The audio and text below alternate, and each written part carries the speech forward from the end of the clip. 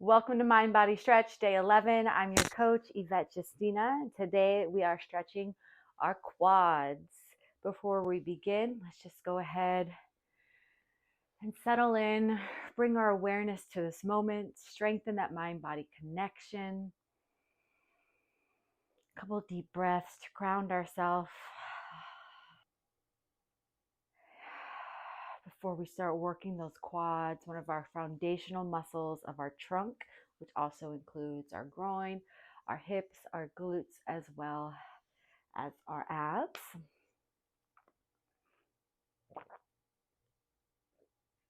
I'm thirsty today. All right, let's go ahead and get started. Swing those feet behind you towards your butt. Sit on your heels, knees in front of you. You can part them a little bit, but you pretty much just want the thighs together here. Scoot up a bit. And we're just gonna warm them up a little bit. I want you to take your hands behind you in a nice wide stance, fingers pointing behind you and out towards the corners of the room. And take some deep breaths here and just kind of widen those hands as much as you need to until you begin to feel that stretch here in the top of your quads, and go as far back until you, as long as you can keep your shins and knees planted on the floor. We don't want them to rise up. The point here is to stretch and mobilize. So just start to wake those quads up, let them know that they're up to bat. Shift your butt in between your feet a little bit more if necessary. And if you want, you can lay all the way back flat there. Just listen to your body. Allow those quads to open up. We're going to hold here for a few more seconds. Let's do 3, 2, 1. Walk the upper body up with your hands. Come back to tabletop on the mat. And before we do our movements, we want to make sure everything is in alignment. So knees hip distance apart, hands shoulder width apart. Shoulder is over our elbow, is over our wrist. And I want you to shift your weight to that left side. Lift that right knee off of the ground. Open up that hip, open up that chest. Kick that left leg out for a little bit of a stability, like a little kickstand. Grab that right ankle. Open that hip up a little more and pull that ankle back, heel to the butt behind us, and feel that quad stretch. Challenge that balance a little bit, lengthen a little bit here. Make sure that left arm is not locking up at the elbow. You always want to keep a nice slight bend in that foundational joint. Oh, that feels so good in that right quad. Make sure knee is pointed to that wall behind you or below you, whatever direction that is. And take a deeper stretch here, really driving that heel into that right buttocks. We're going to hold here for 5, 4, 3, 2, 1. Release. And now we're going to do the other side. So I'm going to shift over, making sure that body is in alignment, shoulder in alignment with the elbow, which is in alignment with the wrist.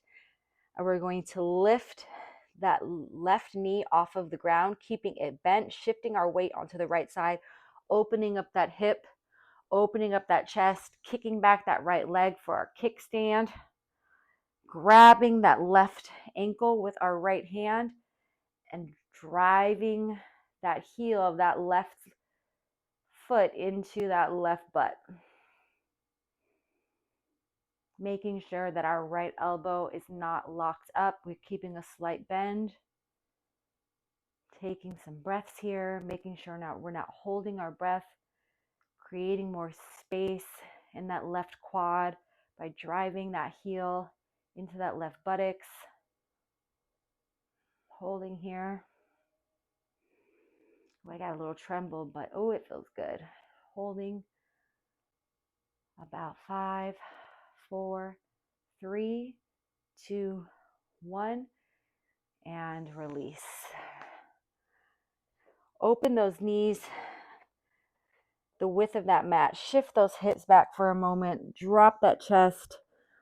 Reach those fingers towards the top of the mat to just open up, create more space. Take a moment for yourself here. A couple deep breaths.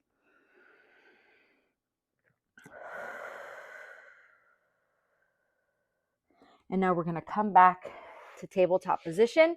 Again, making sure everything is in alignment. Hands are shoulder distance apart. Knees, feet, hip distance apart. And now, goodness gracious, we're going to kind of shift onto our toes, push the body back.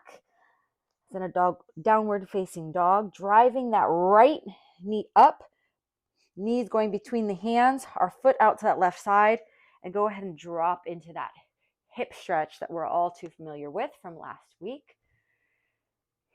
And here, taking that left hand, reaching back to that left ankle, and this one can be pretty intense.